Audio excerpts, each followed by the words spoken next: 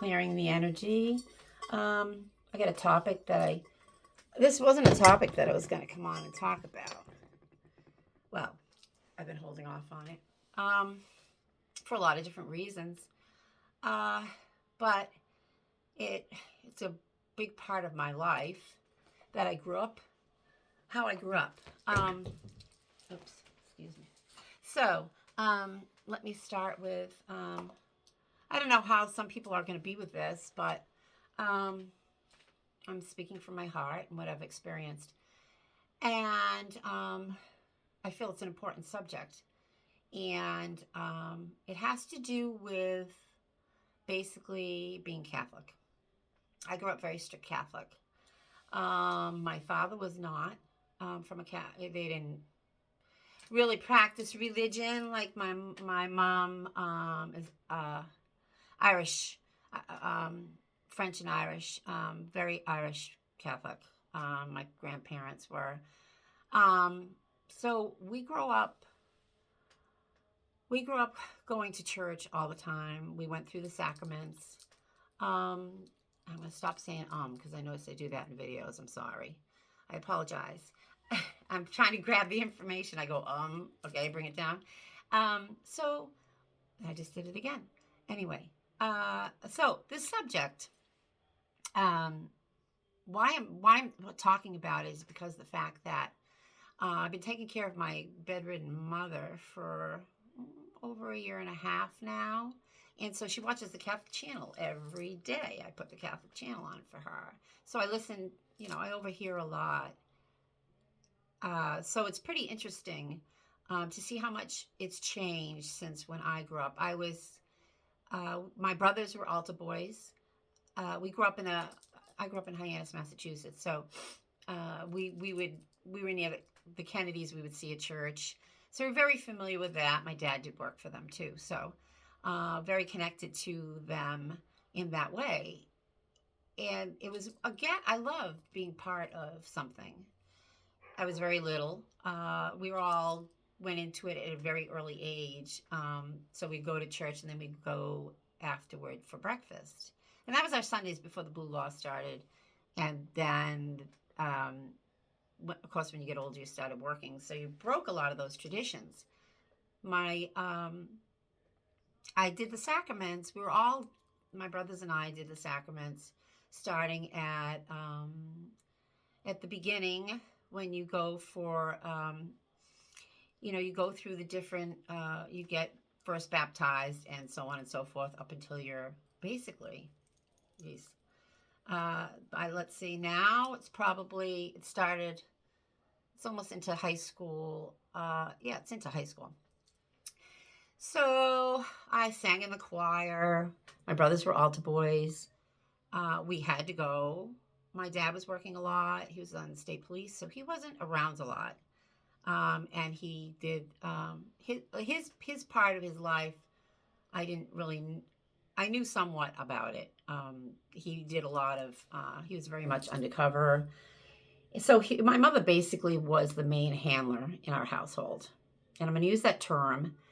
For educational purposes only, even this video is for educational purposes only, that my mother basically ran the household. So she was very active in the Catholic Church. We all had to be. I was in the choir. My brothers were altar boys, like I said. My brothers were, I'm trying to figure out how to put this. My brothers were gone from this life way earlier than they should have been. I'll put it there. And so I don't know, because the altar boy stuff or the priest things were coming out after they had passed. So I don't know exactly if anything really happened to either of my brothers. I saw a lot, but I was young. So, I mean, you what you get used to, you figure is normal. And I didn't see any really nefarious things. My mother, actually my mother's aunt, okay, so it would be my great aunt, it was a nun, and actually was a nun at a orphanage in Albany, New York. So we all, as I had a ton of cousins, we all would get in a bus and go see my great aunt, which she was Sister Mary Anthony. Beautiful woman. What a beautiful orphanage. Really. And that's what I saw, beauty. I mean, to take care of children that were just misplaced or um and she gave her life up like that, like a lot of priests and nuns do. So going back to um what why I wanted to talk about this is because before this all came out about the priest, because you don't talk about, you're not supposed to, of course your parents wouldn't believe you anyway. Well, my mother would not. My dad maybe, because he was undercover state police and he's seen a lot, and he was dealing mostly with incest at that time on the Cape. I live on Cape Cod, and a lot was really big back then. And it's expanded, and I don't think it's ever gone away. It's just expanded into different areas. um I have been, okay, when I want to go back to, because there's so much here to unload. So going back to being brought up in the Catholic Church, and I loved it. I sung in the choir, and I have one brother that was pretty much a rebellion, and I'm sure he would have said something had something ever happened to him. Because my brothers were probably gave it up when they got into sports, which was probably junior high school. So my mother taught CCD. We go from the bus from school to CCD. It was all the time, and then so anyway, and like I said, my dad didn't have a part, so we had to do what my mother had told us to do, whether you liked it or not. So getting back to a lot of the, I mean, when you're in it, you don't really realize the brainwashing. You don't really realize the corruption.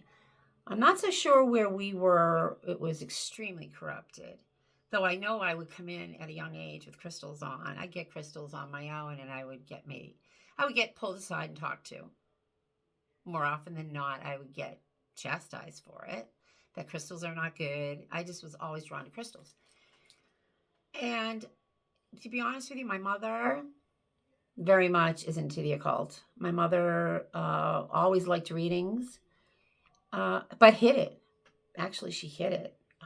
When she got older is when, really older, I think I gave her when she turned 80. She's 96 now. When she turned 80, I brought her to a psychic medium that is really, really good. I didn't go get a reading with her, and she's very, very well known. And I said, Ma, I know you'd enjoy it. So she did. Because it was funny how she said, that she said that I was an angel. And I was like, oh, and she said she couldn't believe that. But that's the relationship my mother, I couldn't do anything good enough anyway, but it was your parents. So you just dealt with it. I dealt with it mostly. So anyway, I was like, yeah, because I have to put up with you. Ha ha. Joke, joke. But anyway, so it was funny. But she always secretly, she never, and she would, she'd see the priests or the nuns get on me about it. And so she would then, say, you have to take that off, la, la, la. So that was interesting. But anyway, getting back to going through the sacraments, and I did it all. So, and then I had my children. So I brought my kids up through, I want to call it a system, but they got their sacraments because basically I had my mother over my back, which I could have stood up for myself. But when you're in a situation where somebody is in control of your life, or you're brought into a family dynamic that I probably chose, it's crazy, it would say that my mother was to handle how my life was going to be. So this is what happens. So I kept the tradition. So you do what your parents did. So my son, my firstborn, he is an atheist to this day. He was from 5 years old, and I'll tell you why. So he was 5, and I had my daughter. My daughter was 3, almost 4. So I had them pretty close together. So my son one day, on Fridays, you eat meat. You can't eat meat. It's Lent, so you have to have fish. So this is the thing you do. And he's asking me why. I gave him a hot dog, and he's like, how come you can't, how come you're not eating a hot dog? And I'm like, well, it's a long story, Michael. And even though I didn't, I go to church and not even listen half the time. So I didn't even know what was going on. I couldn't even really explain a lot because I would leave my body and not pay attention and go somewhere else. And that's just how I dealt with it. That's how I dealt with most of my life. I left my body. I was not in my body a lot in my life. I'm better now at it. But so I said to him, I said, well, it's a thing you do. So I wanted to keep it short. And my mother was in the background. So he says, Ma, he says to me, why do you listen to those men at church? He said, those men in robes at church. He says, and I said, and I looked at him, and my mother was looking at him. He goes, Ma, he goes, I don't know why you listen to them. They're not God. They're men in costume. And I was like, okay, yeah, my mother. You should have seen her face. It was like, oh my God. Okay. So I was like, yes, Michael, yes, Michael. I knew I called him Michael for a reason. Archangel Michael. So anyway, so that's interesting. So from that day on, he went because I basically, there again, I was made to go. I made them go. Was it right, wrong? I don't know. I fell in the trap of, it was easier for me to do that than to listen to my mother. So therefore, they went through the sacraments. My daughter, for instance, she didn't buy it either, okay? So, but she says to me, Ma, she goes, there's something wrong with this Bible. And how I know is because I ended up teaching CCD. So I taught with another woman. She was a really sweet woman. She'd do 1 week, and I'd do another week. And I often would do this. I would involve myself with my kids' curriculums, even at school, because of the fact that we are basically, I don't know how to put this, and my kids have experienced it most of their life too. We are looked at, let's put it that way. And I think you can figure out what I'm trying to say. We are looked at. So I've had situations where I've had to go in to the school, and I've had to deal with things that I knew what was going on. And I would be in the classrooms. And there was teachers that they loved me. And then there was teachers that didn't like me because I knew what was going on. But I had the luxury of being in class, in the classrooms, in and out, because I am a cosmetologist, so I could make my own hours. So I had the opportunity, the flexibility of being around and seeing what was going on. My son had a really bad incident in first grade that I had to deal with, and I pulled him out of school. I'm not going to go into that because that's not why I'm on this video. So I'm not going to get too much off track. But anyway, that's a little bit of why I got into the CCD and why I started teaching. And it was interesting because my daughter was like, what about Christopher Columbus? This is like, So she knew. And she, even to this day, I don't know which Bible she reads, but she has read, I think, probably all of them and dissect them. My son just like did what he was supposed to do or was told to do and then just got out. Never. And I said to my kids then my son being older, he got his confirmation. And once you do hit confirmation, that's it. You don't have to. They have retreats you can do. He didn't want to do that. And that was it. I never made him. I was made to go to church as long as I was living in the household. And even when not, my mother would hound me. Even when after high school. So my mother would say, I don't know why, she would get mad at me. And I said, Ma, you know what? They're 18.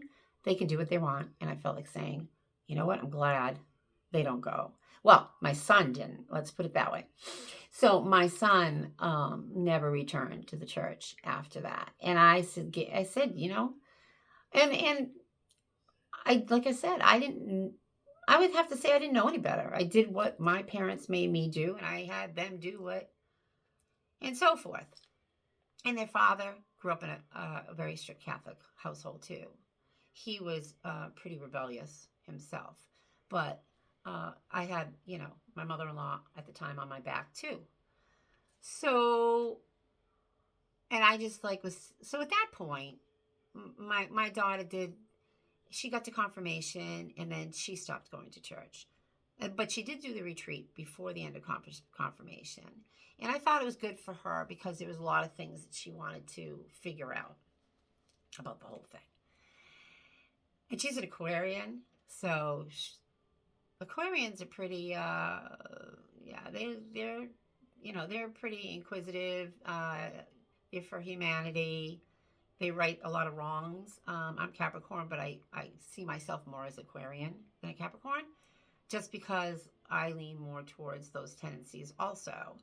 I'm not a lot of the traditional Capricorn traits as far as, though I am a workaholic, that is one of them. But anyway, those are. So getting back to the fact that one day my daughter sent me a picture. It was after confirmation, and she went off to college. Both my kids were in college at the time. She sent me well, then we found out about a priest that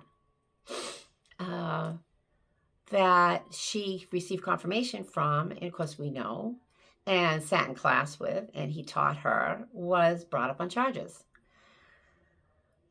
And so she sent me the picture, and yeah, so that was a whole different road. And I just said, well, Hannah, these things happen. And she's like, I knew it, whatever. I'm not going to get on too much of that either. Because we all know what's happening. It's coming out. Unfortunately, it's coming out. It came out late. But see, that's how things are evolving. We're evolving now. So getting back to the fact that I'm watching this Catholic channel, and it's out of Boston. I'm about an hour south of Boston. So this Catholic channel, I've listened over the past year, and I'll tell you what, they are right on it. They're apologizing left and right, and actually Mark Wahlberg has been on it, and I think they've Sound of Freedom. They've showed clips of Sound of Freedom. Of course, that was like my number one movie. I saw it right from the get-go in the beginning at the movie theater. And I think it was one of the best movies. I had seen the trailer, so I knew what to expect. So the thing of it is that they have done like a 360. I mean, I know people probably don't feel that way, but what I'm watching, and this morning, what I saw was like they actually were helping parents, the pornography and the kidnapping. I'm going to call it kidnapping. All of that, they talk about that. They talk about that. They tell the parents what to look for, what to watch, because some parents just don't know. They look for that. The parents are looking for, you can tell. Parents are working, so sometimes they have a hard time keeping track of their children. But you have to watch your children. You have to pay attention to what's going on. And also, too, they are bringing that up. They're apologizing. They're saying, that things are changing. And I don't know. I think things are going to change. We're probably not going to abolish all churches. I just think it's to put your whole, like my mother has all these years and tried to get me to do, is I never pushed it on my kids like in that manner, but to praise that God, yeah, there's a hell. I knew there was no hell underneath. I mean, you burn in hell. I knew that. I knew that you didn't do that. I knew that from when I was little. But I played the game. I did my part. I had to, to survive, basically. And there was things that I had to do that I didn't really want to do, but I did it. And I survived it. All right. And so I think that it's great to believe mostly in yourself. We have all the answers in here, okay? We don't have to. Like I would tell my mother, I don't have to go to church to pray, but in her head, because that was her brainwashing slash upbringing. That's how she was brought up, and you know, she was in that type of household. Is very rigid, very strict, and yeah, and she fit the role very well. She even went to Columbia University, which is very, I don't know how to use that word, but it's part of the everything else. So anyway, I am so happy on the way things are coming out. Some people, I know a lot of people around my area watch this Catholic channel. So when the COVID hit, nobody went to, couldn't go to church. So they started watching it on TV. And I give a hats off to these priests in Boston that what they're doing. Because, you look at Boston's, my son lives in Boston. It's probably I won't say the most corrupt, but pretty close. There's a lot that goes on in Boston. But there's a lot of good. You get your good and your bad in both places. There's a lot that goes on here. There's a lot that goes on in the Martha's Vineyard in the islands. There's a lot of not so good stuff over there too. But you have to look at how it all is. I mean, it's amazing how everything is coming out. Everything is coming to surface and to heal. Um, I think that, yeah, I often think that a lot of the times somebody who goes into the priesthood or churchhood, could be hiding. That's a good way to kind of like put yourself in there and do what you need to do, or that thing you have that's, I gotta be careful, the thing that you have that's going on with you, easily to hide it. But I've known of a lot, I've been in a church with a lot of really, really nice priests that were very nice. And so, they're not all like that. But I will say that hats off to the ones that are standing up, number one, that are trying to right wrongs. And I give a lot of credit to all those that are, with the Sound of Freedom, they're promoting that.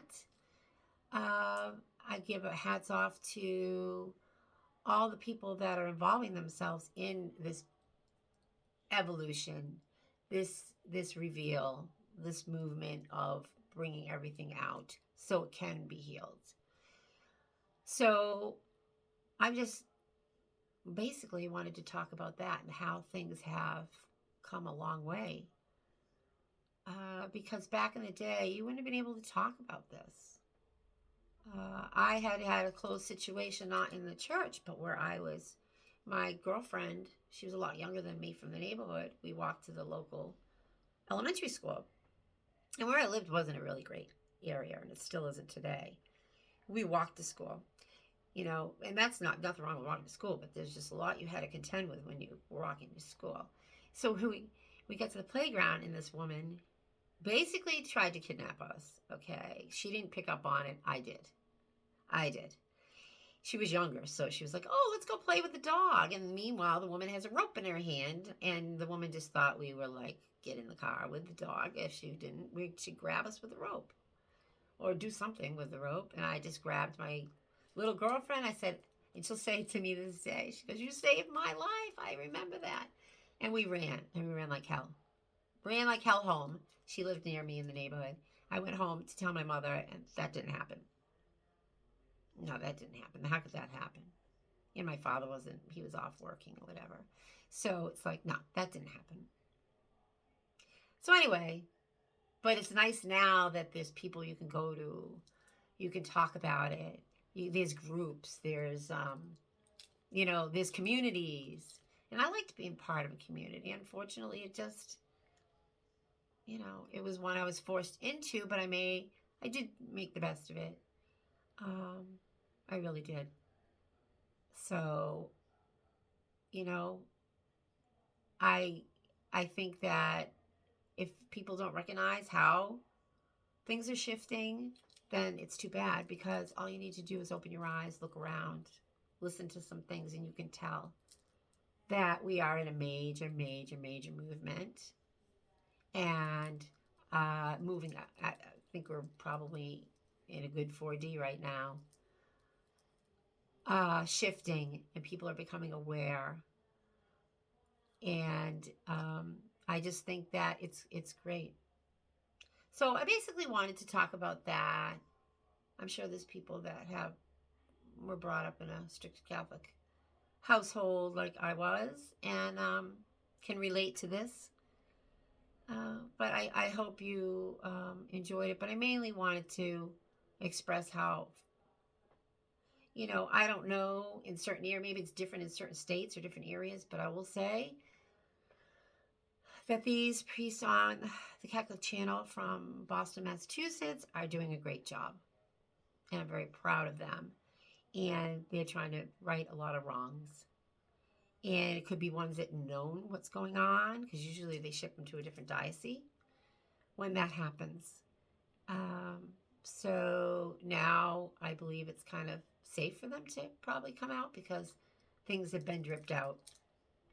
So anyway, I just wanted to share that. And I hope everybody has a great day. And just keep positive, and know things are happening on a huge level. All right. Thank you.